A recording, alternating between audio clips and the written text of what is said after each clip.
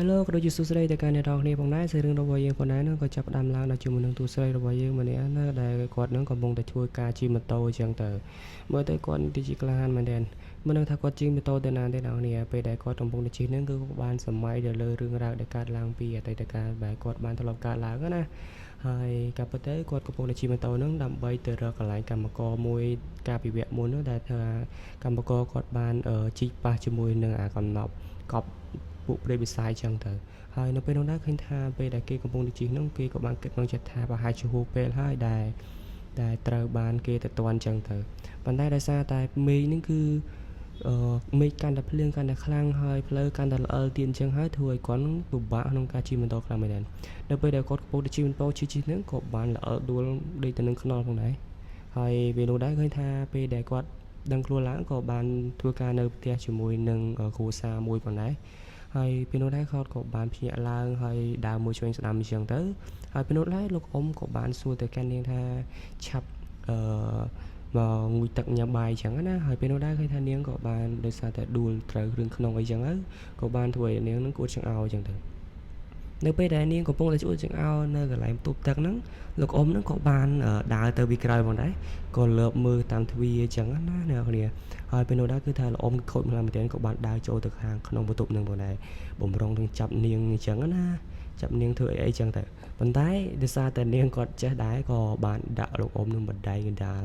កសេវតាអញ្ចឹងទៅធ្វើឲ្យគាត់នឹងក៏អ៊ូលហើយពេលនោះដែរនាងក៏បានរត់ចេញពីផ្ទះនឹងផងដែរហើយតោះមកស្អីរឿងរបស់យើងផងដែរក៏បន្តមកដល់កន្លែងមួយទៀតផងដែរហើយបន្ទាប់មកគឺថានាងក៏បានជិះម៉ូតូដើរលេងអញ្ចឹងណាដើម្បីធ្វើការទៅរកកន្លែងញ៉ាំអីអញ្ចឹងទៅនៅពេលដែលនាងកំពុងតែធ្វើការជិះម៉ូតូទៅដើរលេងរកកន្លែងញ៉ាំអីឬកន្លែងស្នាក់នៅអញ្ចឹងក៏បានជួបជាមួយនឹងតួប្រុសរបស់យើងដែលគាត់ជា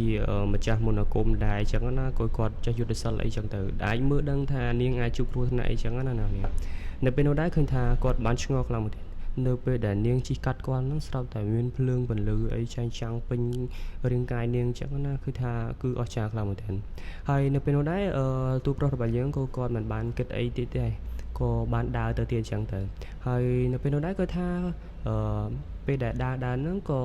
គាត់មើលប្រាប់ពេលតមុនរបស់គាត់អញ្ចឹងណាឃើញថាមិនមានអីគួរឲ្យកត់សម្គាល់ទេពេលដែលគាត់ដើរយូរទៅស្រាប់តែក្នុងកៅដែលសម្រាប់មើលថា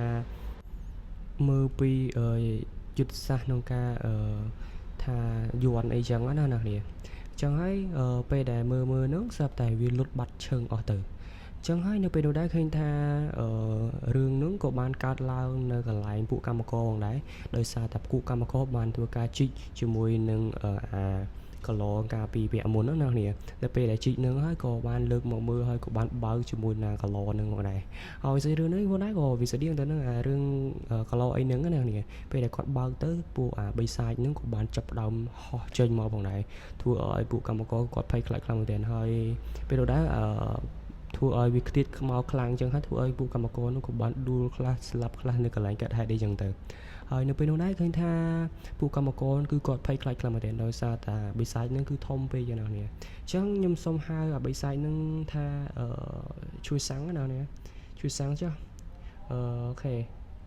ដោយសារតែខ្ញុំមិនទាន់ស្គាល់ថាបិសាចហ្នឹងឈ្មោះអីទេណាគ្នាខ្ញុំហៅគាត់ថាជួយសាំងចុះ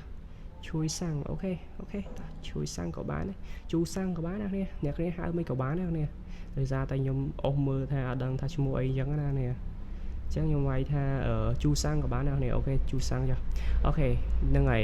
ពេលនោះដែរគឺថាបិសាចនោះក៏បានចាប់ដើមហោះឡើងមកផងដែរហើយជូសាំងក៏បានហោះហើរពេញមេឃចឹងទៅធ្វើឲ្យពួកកម្មករគឺគាត់ភ័យខ្លាចកម្មមែនចឹងហើយនៅពេលនោះដែរគឺថាពួកកម្មករនោះក៏បានដួលខ្លះស្លាប់ខ្លះនៅកន្លែងចឹងទៅហើយបន្ទាប់មកទៀតនោះក៏បានមកដល់រឿងរ៉ាវបន្តទៀតនឹងហើយអ្នកនាងពេលដែលបិសាចជូសាំងនឹងចាប់ដើមដឹងខ្លួនឡើងគឺគេអត់ដឹងថាទៅរកអ្នកណាមុនទេគឺចាប់ដើមទៅរកតួស្រីរបស់យើងផងដែរហើយតួប្រុសរបស់យើងក៏បានព្យាយាមដើម្បីធ្វើការទៅរក ទៅជួយតួស្រីរបស់យើងអញ្ចឹងណាពេលនោះដែរឃើញថាអាបិសាចហ្នឹងក៏បានហោះយ៉ាងលឿនដើម្បីទឹកបុកជាមួយនឹងតួស្រីរបស់យើងកំពុងតែជិះម៉ូតូណាគ្នាហើយពេលនោះដែរធ្វើឲ្យតួស្រីរបស់យើងគឺបានដួលប៉ើងពេញនឹងទៅបងប្អូនហើយគឺពេលនោះដែរគឺថាធ្វើឲ្យតួប្រុសរបស់យើងខឹងខ្លាំងមែនទែនគេក៏បានហោះយ៉ាងលឿនដើម្បីធ្វើការទៅជួយតួស្រីរបស់យើងអញ្ចឹងទៅប៉ុន្តែជួយអត់ទាន់ទេអ្នកគ្នាដោយសារតែបិសាចហ្នឹងវាខ្លាំងពេកក៏បានបុកនាងដួលបាត់ទៅអ្នកគ្នា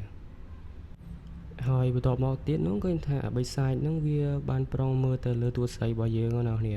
ហើយនៅពេលនោះដែរឃើញថាវាសម្លឹងទៅលើតួស្រីយើងខ្លាំងមែនទែនដោយសារតែតួស្រីរបស់យើងវាមាននៅពលឺពណ៌មាសដ៏ចម្លែកចឹងណាអ្នកគ្នាហើយពេលនោះដែរអាបិសាចនោះក៏បានចាប់ផ្ដើមមើលទៅលើតួស្រីរបស់យើងហើយក៏បាននិយាយទៅកាន់នាងនោះថាបើសិនជាមនុស្សធម្មតាមិនអាចមើលឃើញបិសាចអញ្ចឹងណាអ្នកគ្នាដោយសារតែនាងហ្នឹងគឺមានថាមពលអស្ចារ្យអីដែរតែអញ្ចឹងអ្នកគ្នាហើយពេលនោះដែរឃើញថាបិសាចនោះចាប់ផ្ដើមប្រើជាមួយនឹងយុទ្ធសាស្ត្ររបស់គេណាដើម្បីធ្វើការចូលទៅក្នុងខ្លួនរបស់តួស្រីរបស់យើងផងដែរដើម្បីធ្វើការកាន់កាប់ជាមួយនឹងរាងកាយរបស់នាងណាដោយសារតែវាចង់ប្រើវិញ្ញាណនៅក្នុងខ្លួនតួស្រីរបស់យើងផងដែរហើយនៅពេលនោះដែរឃើញថាពលឺចាញ់ចាំងក៏បានចាប់ផ្ដើមឡើងម្ដងបន្តិចទៅជ្រាបចូលទាំងសរសៃឈាមបេះដូងលំពេងប្រមាត់កោះពោះវៀនអីអស់អ្នកគ្នាធ្វើការជ្រាបចូលជាមួយនឹងសរសៃឈាមតូចៗណាអ្នកគ្នាធ្វើឲ្យតួស្រីរបស់យើងគឺលែងដឹងខ្លួនហើយពេលនោះដែរក៏បានចាប់ផ្ដើមភ្នែកជាមួយនឹងឡើងភ្នែកខ្មៅដូចជាបិសាចអីចឹងទៅប៉ុន្តែតួស្រីរបស់យើងគឺគាត់ដឹងខ្លួនទេអ្នកគ្នាហើយបន្ទាប់មកឃើញថាតួប្រុសរបស់យើងក៏បានមកដល់ទីតាំងកន្លែងកាត់ហេតុផងដែរហើយនៅពេលនោះដែរគេក៏បាននិយាយថាខ្ញុំប្រហែលជាមកយឺតពេលហើយព្រោះថានៅក្នុងកាលដ្ឋាននេះត្រូវបានពួកកម្មករស្លាប់មិនដឹងថាប្រមាណអ្នកនោះទេហើយពេលនោះដែរឃើញថាតួស្រីរបស់យើងក៏ចាប់ផ្ដើមដើរទៅផ្លូវឆ្ងាយតែឯងចឹងណានេះគាត់ដើរទៅសម្លឹងទៅតែឯងចឹងទៅហើយគេថាភ្នែករបស់គាត់នោះគឺគួរខ្លាចខ្លាំងមែនទែនគឺហើយក្បាលហ្នឹងក៏មានដុសស្នែងហើយភ្នែកឡើងពណ៌ក្រហមអញ្ចឹងទៅគឺខ្លាចអញ្ចឹងណានេះដោយសារតែពួកបិសាចហ្នឹងវាបានកាន់កាប់ជាមួយនឹងរាងកាយរបស់គាត់អញ្ចឹងទៅធ្វើឲ្យគាត់ហ្នឹងមិនដឹងខ្លួននោះទេណានេះហើយបន្ទាប់មកឃើញថាតួស្រីរបស់យើងក៏បានដើរទៅតាមផ្លូវអញ្ចឹងណាអ្នកនាងហើយស្របពេលដែលពងតែដើរតាមផ្លូវហ្នឹងក៏មានកូនឆ្មាមួយផងដែរដែលសម្លឹងមកមើលគេអញ្ចឹងណានេះហើយអាកូនឆ្មាហ្នឹងគឺមិនធម្មតានោះទេបាទគឺបានសម្លឹងទៅលើតួស្រីរបស់យើងប៉ុន្តែឃើញនៅក្នុងភ្នែករបស់វាហ្នឹងគឺឃើញអាបិសាចរបស់យើងនឹងឯងអញ្ចឹងហើយធ្វើវាឃើញអាបិសាចអញ្ចឹងណានៅពេលនោះដែរអាឆ្មានោះវាប្រុង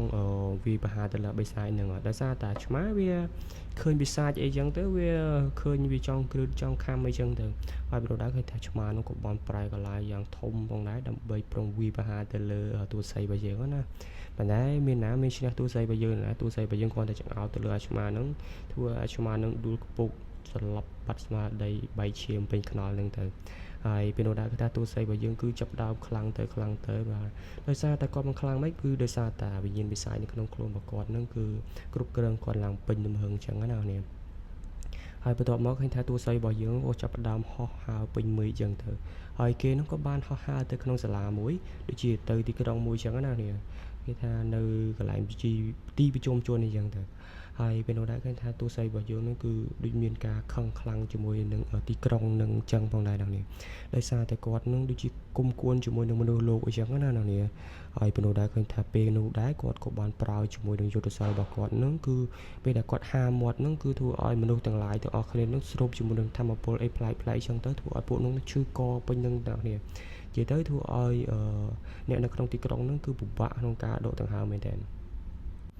ហើយបន្ទាប់មកទៀតហ្នឹងសាច់រឿងរបស់យើងក៏ចាប់ផ្ដើមកាច់មកដល់កន្លែងកាស៊ីណូនៅក្នុងទីក្រុងមួយណានេះនៅពេលនោះដែរឃើញថាកំពុងតែមានការលេងជាមួយនឹងល្បែងស៊ីសងអីផ្សេងៗចឹងទៅនៅក្នុងទីក្រុងហ្នឹងហើយពួកគេហ្នឹងកំពុងតែធ្វើអ្វីទេបាទគឺឡើងគួរចាប់អារម្មណ៍មែនទេ